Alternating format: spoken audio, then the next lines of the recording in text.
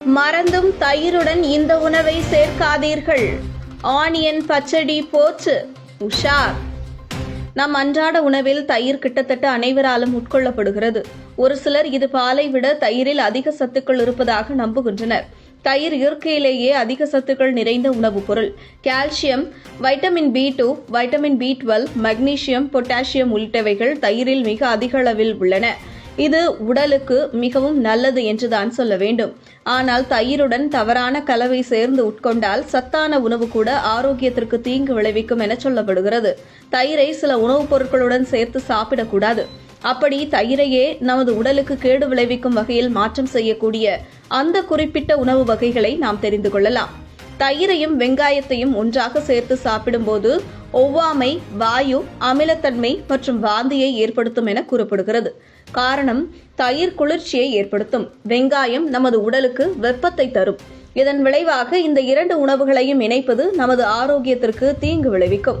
குறிப்பாக கோடையில் இந்த பழக்கம் நம் ஆரோக்கியத்திற்கு மிகவும் தீங்கு விளைவிக்கும். பிரியாணி சாப்பிடும்போது சைடிஷாக அனைவரும் தயிர் வெங்காயம் சாப்பிடுவதை வழக்கமாக கொண்டிருக்கின்றனர். ஆனால் அது தவறானது. எனவே உங்களுக்கு தயிர் வெங்காயம் அல்லது ரைத்தா மிகவும் பிடிக்கும் என்றால் நீங்கள் உங்கள் உணவு பழக்கத்தை முதலில் மாற்றிக்கொள்வது மிகவும் நல்லது. தயிர் வெங்காயம் தோல் அலர்ஜி, உடல் அரிப்பு, எக்ஸிமா, சோரியாசிஸ் போன்ற குறைபாடுகளை ஏற்படுத்தும்.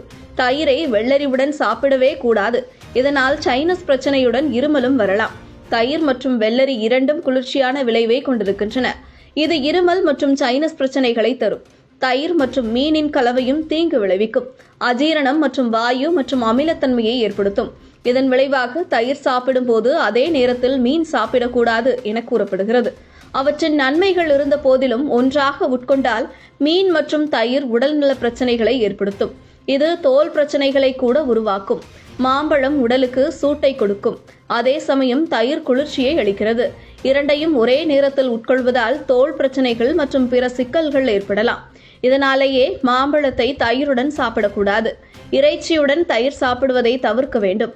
இறைச்சியில் புரோட்டீன் அதிகமாக உள்ளது, தயிரில் கால்சியம் உள்ளது.